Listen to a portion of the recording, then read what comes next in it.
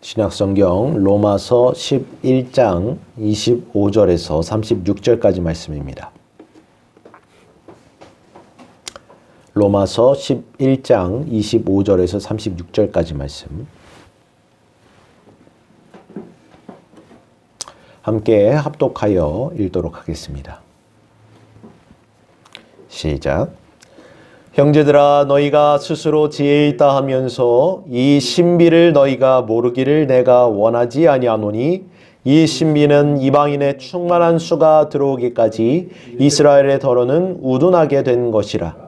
그리하여 온 이스라엘이 구원을 받으리라 기록된 바, 구원자가 시온에서 오사 야곱에게서 경건하지 않은 것을 돌이키시겠고, 내가 그들의 죄를 없이 할 때에 그들에게 이루어질 내 언약이 이것이라 함과 같으니라.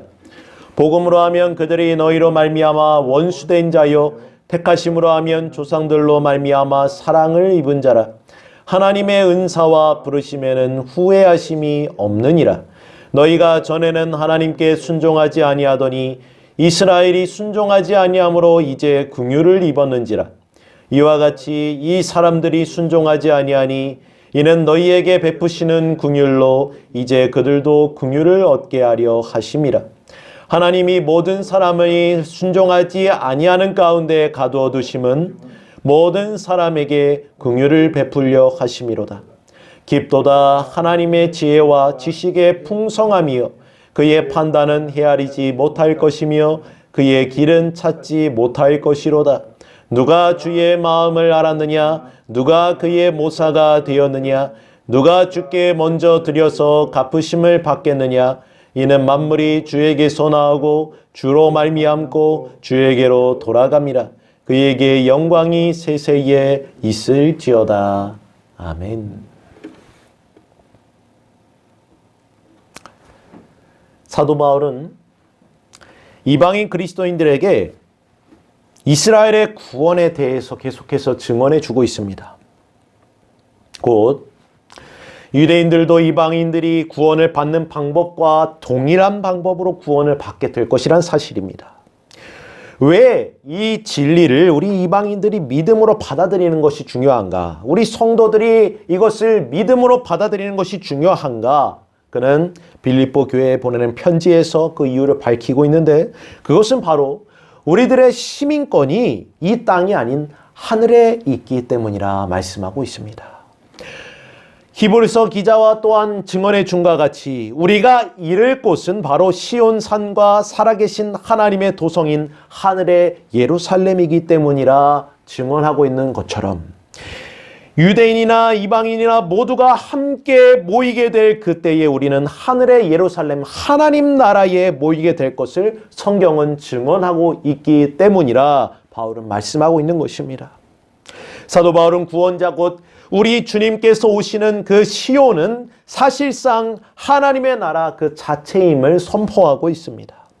곧 주님께서 이방인들에게 그러하셨던 것 같이 유대인들에게도, 유대민족에게도 이 놀라운 능력을 나타내셔서 그들에게서 경건하지 않은 것들을 돌이키실 것이고, 그들을 믿음과 구원으로 인도하셔서 자신의 교회와 그 권속들로 부르실 것이라 확증하여 주고 있는 것입니다. 사랑하는 성도 여러분, 하나님의 은사와 부르심에는 후회하심이 없다 말씀하는 이 사도 바울의 확증을 우리는 마음속 깊이 생각해 보아야 합니다. 바울은 고린도 교회에 보낸 편지에서 이렇게 증언하였습니다. 하나님의 뜻대로 하는 근심은 후회할 것이 없는 구원에 이르게 하는 회개를 이루게 하는 것이라 말씀하였습니다. 모든 죄인들이 회개하여 구원에 이르기를 원하시는 것이 바로 하나님의 원대하신 뜻이라는 것입니다. 자신의 백성이 되도록 부르심을 받은 자들이 바로 유대인이었습니다. 그들은 하나님께서 택하시고 부르신 백성들이라 성경은 증언합니다.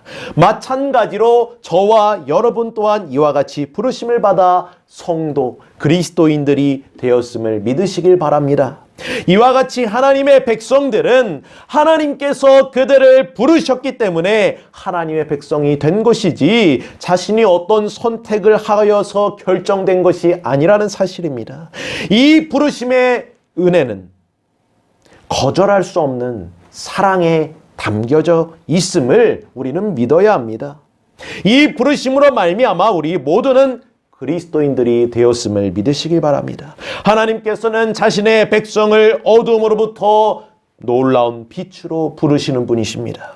그러므로 하나님의 은사와 부르심에는 어떠한 후회도 있을 수가 없다. 바울은 강력하게 확증하여 주고 있는 것입니다. 왜 그렇습니까? 하나님의 목적은 영원하기 때문입니다. 그것은 절대로 일시적인 것이 아니기 때문입니다. 그리고 자신의 목적에 대해서 하나님께서는 절대로 마음을 변치 않으시기 때문인 것입니다.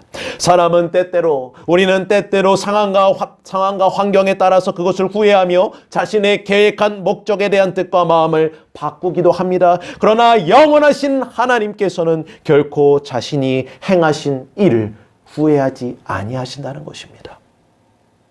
왜 그렇습니까?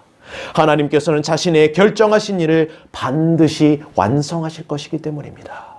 거기에는 어떠한 변화도 있을 수가 없기 때문입니다. 바울은 유대인들과 관련된 모든 구원의 역사에 대하여 단호하고 강력한 확증을 성도들에게 주고 있는 것입니다. 사랑하는 성도 여러분, 이것이 바로 하나님께서 자신의 백성을 이끄시는 방법입니다.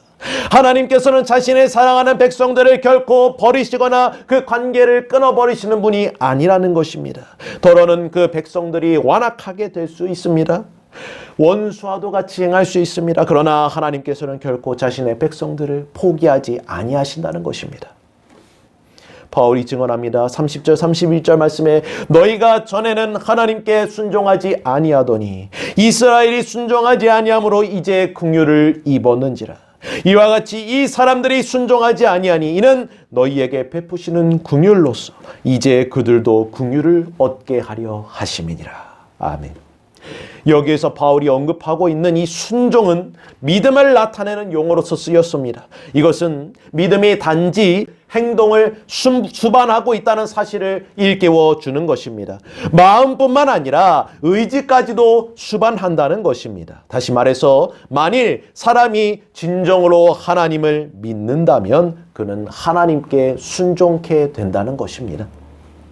그래서 바울이 말하는 말은 너희가 전에는 하나님의 진리를 받아들이는 것을 스스로 허용하지 아니하였다 말씀하고 있습니다. 반항과 불순종을 뜻하는 것입니다. 이처럼 바울은 우리 구주 예수 그리스도께서 이 세상에 오시기 전까지 우리 모든 이방인들은 하나님 나라 밖에 있었던 자들임을 다시금 상기시켜주는 것입니다.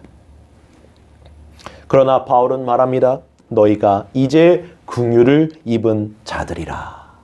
긍휼을 입은 자들이라. 무슨 말씀입니까? 바로 모든 그리스도인들은 긍휼을 얻은 자들이 되었다 말씀하고 있는 것입니다.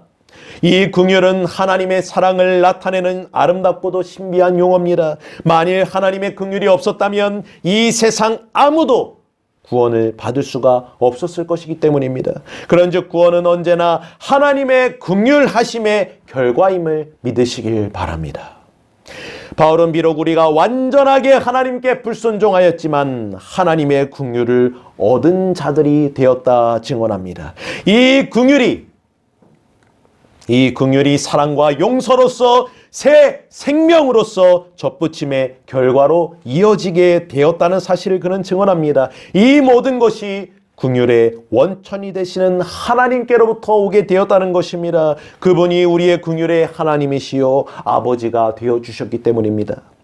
긍휼에 풍성하신 하나님이 그 크신 사랑과 은혜를 인하여 구원받을 수 없었던 우리 이방 죄인들을 구원하셨습니다.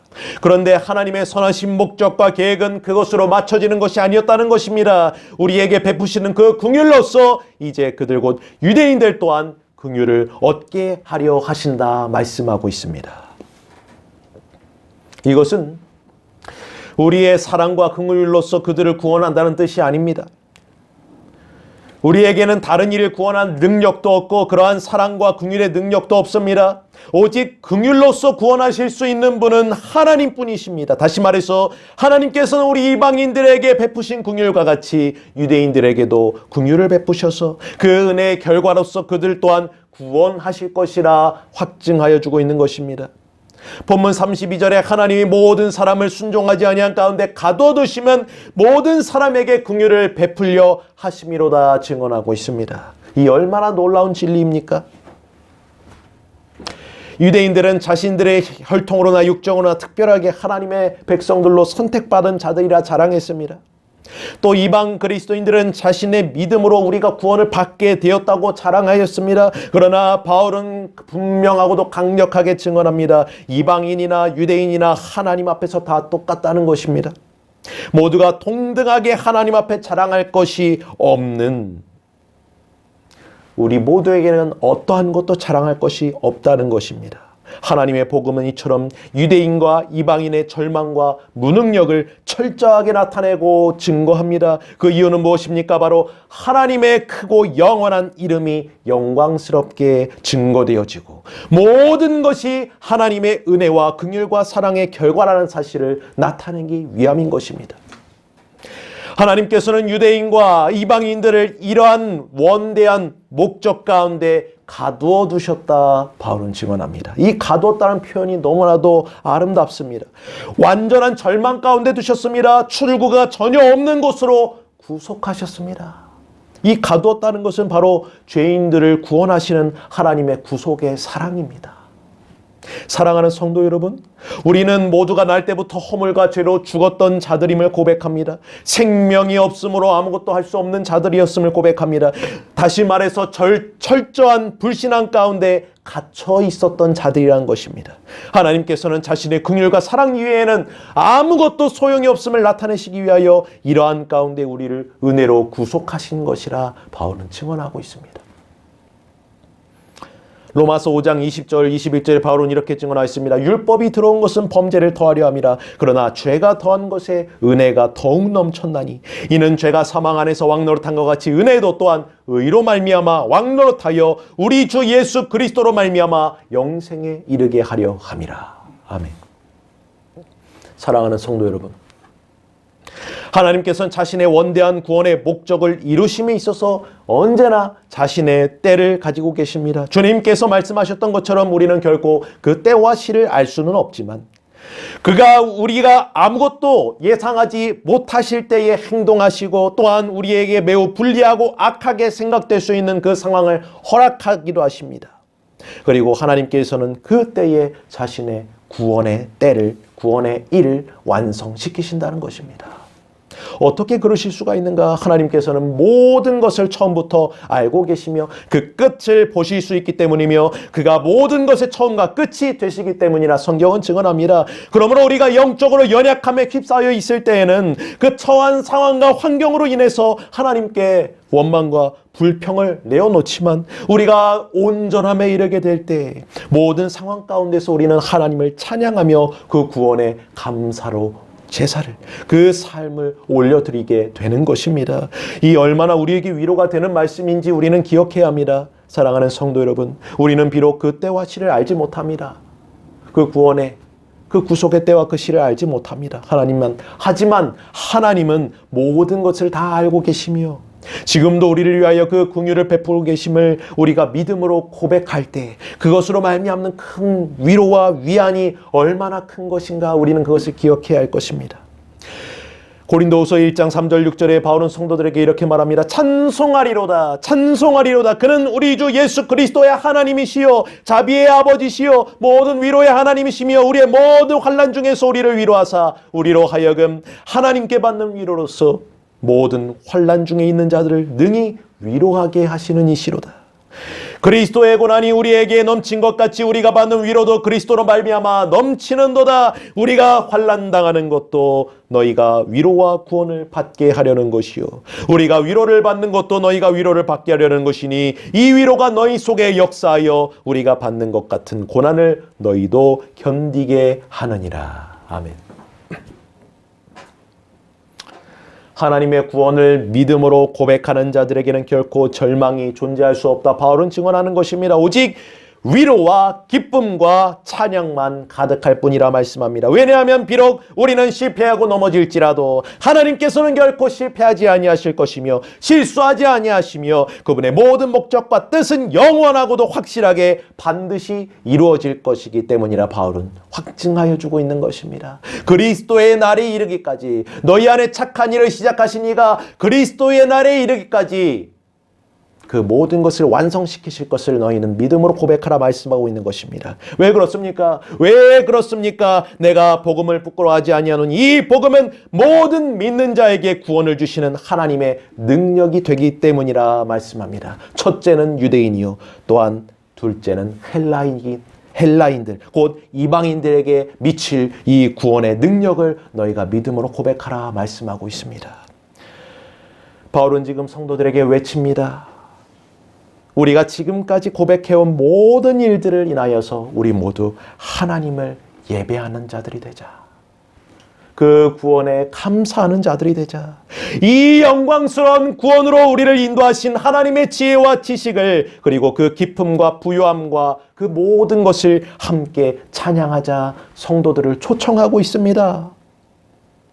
우리의 모든 구원은 하나님의 영광을 드러내기 위하여 이루어진 일이기 때문에 마땅히 예배를 받으셔야 할 하나님께 찬송과 우리의 신앙을 주 앞에 영광으로 고백하며 올려드리는 것이 합당하지 않겠느냐 성도들에게 그는 권하고 있습니다. 사랑하는 성도 여러분, 하나님의 구원은 사람이 이해할 수도 없고 받아들일 수도 없고 파악하거나 규명하거나 탐색할 수도 없는 것입니다. 하나님의 구원의 방법은 우리의 생각과 마음을 혼란스럽게 하고 충격을 주기도 하고 놀라기도 합니다. 그러나 우리는 그 사실로 인하여 결국 하나님께 감사드리는 자들이 되었다는 것입니다. 왜냐하면 그렇기 때문에 이 복음은 모든 절망 가운데 있는 자들에게 소망을 줄 수 있기 때문인 것입니다.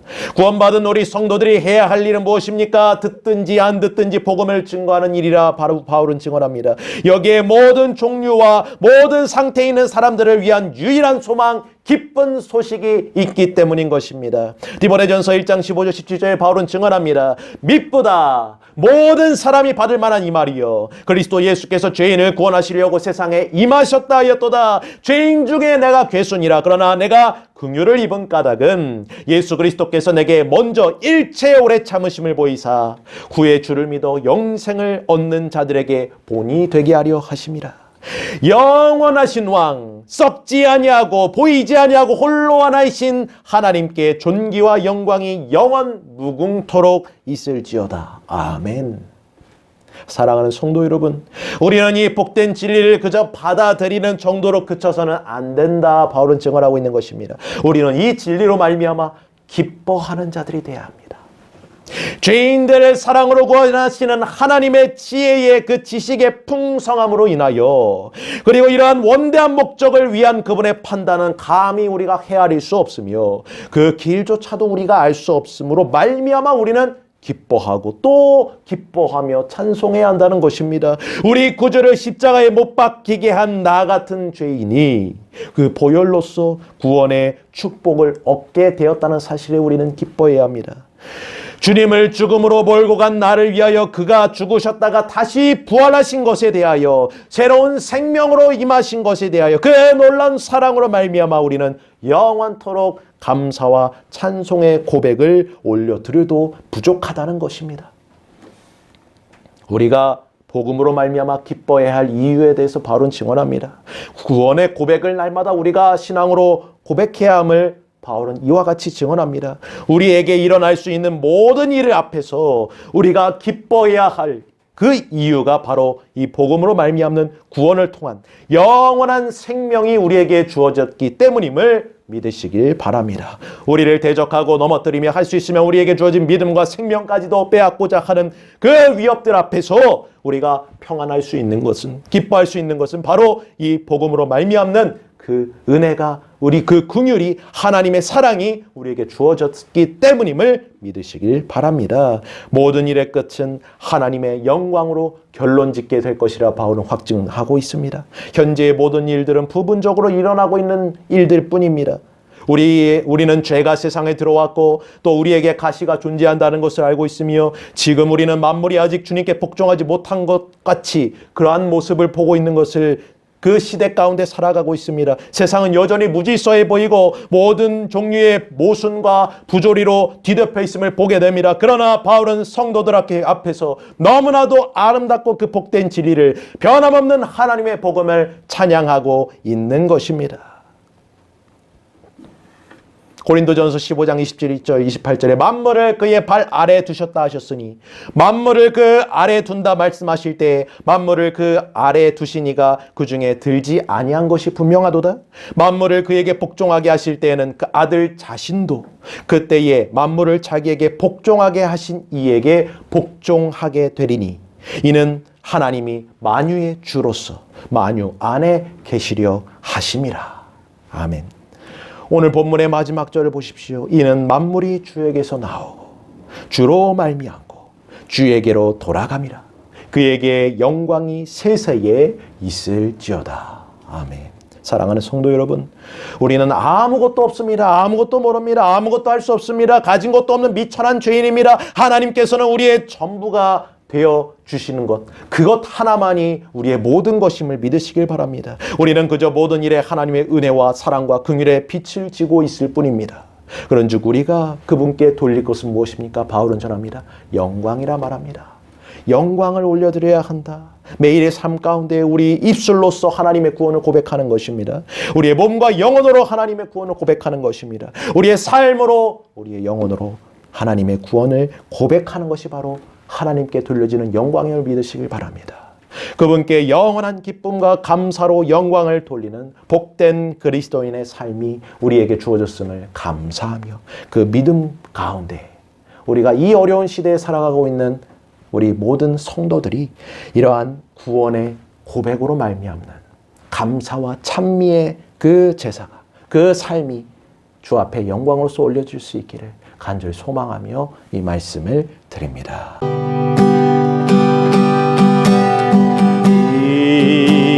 이곳에 생명샘 솟아나 눈물 골짝 지나갈 때에 모자나 열매 맺히고 웃음소리 넘쳐나리라. 꽃들도 구름도 바람도 넓은 바다도 찬양하라 찬양하라 예수를. 하늘을 울리며 노래해 나의 영혼아. 은혜의 주 은혜의 주 은혜의 주. 그날에 하늘이 열리고 모든 이가 보게 되리라. 마침내 꽃들이 피고 영광의 주가 오시리라. 꽃들도 구름도 바람도 넓은 바다도 찬양하라 찬양하라 예수를. 하늘을 울리며 노래해 나의 영혼아. 은혜의 주 은혜의 주 은혜의 주. 꽃들도 구름도 바람도 넓은 바다도 찬양하라 찬양하라 예수를.